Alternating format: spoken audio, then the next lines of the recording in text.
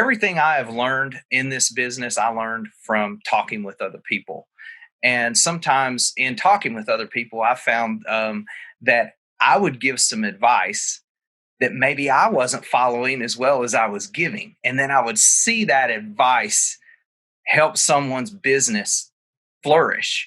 And one of the things that stuck out to me was several years ago, I was having a conversation with a good friend of mine, and he was struggling with the same thing. It was in the Nashville market, and it's Nashville's been booming for so long that the workforce isn't there, and what is there is so expensive, and it's very hard to retain because there's so many people throwing money at them.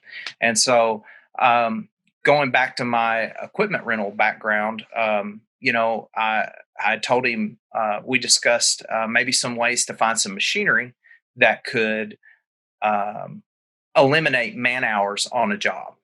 And that has, in both his business and mine, proven to help our growth exponentially. A lot of people would be like, okay, well, if you're eliminating workforce, it means you're eliminating jobs. And on the other side, you're investing into equipment that replaces them. It's kind of like the Walmart scanners where you don't have the tellers anymore, or the cashiers, we should say. That's right. And my response, I'd like to respond to that just quickly and then get your take on it.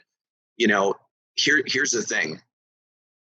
Your business requires equipment that is going to do the job more efficiently, effectively, that allows you to maximize your business so that you can invest into things like marketing and advertising, and perhaps hire on a salesperson, more salespeople, and hire on more marketing people that can help your business really get more business in, that can be managed almost like on a conveyor belt, managed by the equipment that you've invested into. An example would be that squeegee. You could either have multiple people pushing a broom, brush, squeegee, or you can have the ride-on squeegee that's actually laying it down 100 times faster, probably, or whatever the number is. And at the end of the day, you're getting that job done. A lot of people are in the seasonal. You were seasonal as well, and you get into fall and there's not enough money saved by the end of the season because you've paid all your bills, right? Exactly. And if you had something set up where you knew through season that when you hit November, you know that you're going to have that money available as the cushion and to reinvest through the winter months when you can get better deals on equipment or pre-buying some bulk supplies or whatever it is, that's where you really start to win. What we did in 2016, we grew 50% in 2016. And then we grew another 50% in 2017. And we grew another 50% in 2018. And we grew, like, you see a trend here. Like we just keep adding these chunks on that and some of these things, like I look back at last year and I'm like, we added more than we did in 2016 as a total onto what we did in 2019.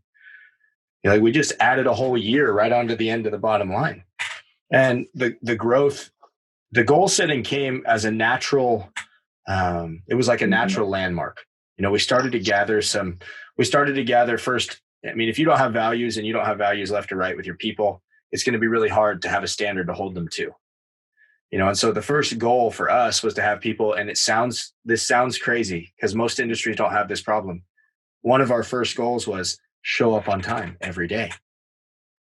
Right? Show up on time every day. It seems like a crazy high standard for the paving industry. Well, that one just led itself into, okay, now we got consistent people, we can build a business. Then what's the next logical step? And it grew from values into sales goals into, okay, we're now a mom and pop shop that we don't know how to do this on a scalable level. We probably need some help. And we got some outside help to help us structure the sales side, because that's something that you need sometimes some help with. Speak. Brian Hess just showed up and says, "What's up, boys?" By the way, so yeah. And so we in all of the facets of business, you got your people over here, you got your sales over here, you got your marketing, all of these different things, and every single one of them, we had a real lack of structure. And one of the things that we're realizing is that we're not great with the structure in general. But what we do know is that every time that we put some effort in, we get a little better and a little better and a little better. And every year that we've done this over the last 5 years, I can't even begin to explain to you what we have today and the systems and processes and how advantageous and frustrating they are at the same time, that allow us to be successful. You know, when we started working with Brian a year ago, I couldn't have told you what my job cost was or my per ton rate, and my what each one of these jobs, or by the week, what our profitability was. But if I asked my mom runs the office, if I asked her, hey, this week, what was our cost? In a few minutes, she could get it to us. What did we collect on? What didn't we collect on? What's our accounts receivable aging stuff look like? I can't tell you how many thousands of dollars on an organizational level we lost because we lost our ability to collect it. Because we simply were so unorganized that we had no idea that we could collect it. And that's the some of the goals. Goals don't have to be big. You don't have to write I'm going to sell $1 million or $5 million. But if you don't have a goal, you're never going to get anywhere. So pick something that you think, whatever you think is doable, add a little on top of it, because if you miss that goal and you end just a little bit short, you just still won anyway. Tell us a little bit about the company through the process, of course, has invested into equipment. So you started right at the beginning with drums and a paint mixer and buckets and pails, and you grew over the period of 30 plus years. Tell us about the importance of reinvesting into your business. Keith Senior. Well, I wish I'd have figured this out a lot sooner, truthfully, because I was in business for more than 15 years paving before I bought my first motorized paver. So 15 years of pulling a drag box around with a dump truck, sometimes with a tractor, whatever it took. That was the coolest moment we did back in the late 80s when we bought a tractor. It was like amazing. It revolutionized what we did. But 15 years of pulling a drag box around. And I did industrial job. I did all kinds of work and with a drag box. But I wish I'd have learned earlier that try different things. Go to the people, especially in this environment. Truthfully, you can get help if you ask for it. Back then, the only ones that would help me were the equipment dealers that would offer me equipment, but for double the price because I couldn't afford to buy it. So they would finance me. Yeah, they'd carry me for a little while, but it would cost me a lot more money. And they did help me. Truthfully, they did help, but I wish I'd have learned early on to buy better and to imagine better equipment and doing things just a tiny bit faster. I was so concerned with the why that I didn't understand that if I concentrated for a few minutes on being a little bit more productive, that I wouldn't have to worry so much about the why in every moment. And so I gave up a lot of productivity because I didn't look ahead. I didn't have any vision that way. And I was standing with a guy the other day. He's 25 years in business, and he looks at me and says, 35 years in business. That's amazing. And I said, actually, I don't see myself as not a good businessman at all. And he said, that can't be true. And I said, well, just because I'm tenacious and I can take pain doesn't mean I'm a good businessman. I'm good. I can do those two things. And wow. He kind of got the point. I can take a lot of pain, and what I didn't back up from the pain long enough to see that if I swung a deal on a really good roller and a really good paver, that it could have revolutionized what I did earlier. I just didn't see it. I couldn't get into the concept because I was too worried about the why, taking money home to the kids, I bought a new paver, it would take money away from them. So I thought. I've learned that that's not necessarily true.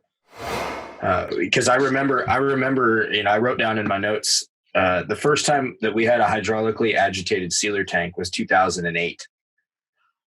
That's 20 years he'd been in the business before he had a hydraulically agitated sealer tank. We did it the old-fashioned way. From knowing what we know now, that was one of the dumbest things we've ever done. Knowing what we know now, but we didn't know any better. There's no way we could have understood the value that it would bring to spend that money on those pieces of equipment. The same holds true with pavers, rollers, skid steers. It doesn't matter what you're doing. If it's on the job and it's making you money, then don't be wasteful by any means. But if you need something and it's something you use every day, if you can put 500 plus hours on a machine in a year, then it might be worth having a new one, depending on what it is. And I'll give you an example of this. About a month ago, we paved 1,734 tons in one day. The most we'd ever done before that was a little over 1,100-ish. I don't know the exact total because paperwork was not our strong suit in 2007, 8, and 9. But I can tell you that in 10 hours, we averaged 180 tons an hour. And in just under 10 hours, we did 1,732 point something tons. We blew the old record out of the water by 600 tons. And there are some weeks now that even as a big company, we don't do 600 tons. And we did 1,700 in a day because we had the people, we had the tools, we had all of the things in place. And that morning, I looked at the guys and I said, "Do you think this is possible?" And they're like, "I don't know. I mean, the only way to know is if we try." And I said, "Well, do you think it's possible?" And they're like, "I mean, let's try." And 10 hours. It took 10 hours to pave what it used to take. That would have taken, we would never have gotten the job 10 years ago. I wouldn't have known how to bid it. I wouldn't have known what we could do. I wouldn't have known any of that. But we had the tools, we had the opportunity, and we had that matched with the culture that said, "Yeah, let's try. Why not? Well, worst that's going to happen is we don't finish." In regards to the challenges you find in taking that approach of being the highest priced, do you find that that's challenging sometimes when you're? It was absolutely challenging at the beginning because nobody knew us from a hole in the wall. And so, we try to give a price and there'd be people undercutting us. And we just lose all the bids. Like literally at the beginning, we didn't win any bids. And then what we did was we decided to really brand our company because we saw a gap in the market. Nobody was really branding and being professional. So once we flipped that switch and branded our company and our trucks and our image and also the quality of our work, now we're able to charge that top dollar, no problem. And people want to pay that top dollar. When we say branding, we're saying branding everywhere, right? Branding on social media, Instagram, Facebook, everywhere. Everywhere. Your trucks, your flyers, your brochures, your proposals, your business cards, branding. Well, as you can see, investing into your business is the only way to grow. You need to invest into the right equipment, the right tools, and the right supplies in order to maximize your business. Think about what Mr. Callaway said. If he knew then what he knew now, man, he would be so much further ahead. He did go through the hard knocks, tractor drop boxes and drag boxes for paving, etc. But if he was investing into his business back then and had the control of the reins of his business, investing into the right equipment, the right tools, and the right supplies, he'd be way ahead of where he is right now. However, congratulations, Mr. Callaway. You've grown tremendously and you're sharing this message with everybody to help them. So let's invest into our business now. Let's continue to focus on maximizing our business and becoming more efficient so that we ultimately are growing towards the goals that we're setting and wanting to achieve.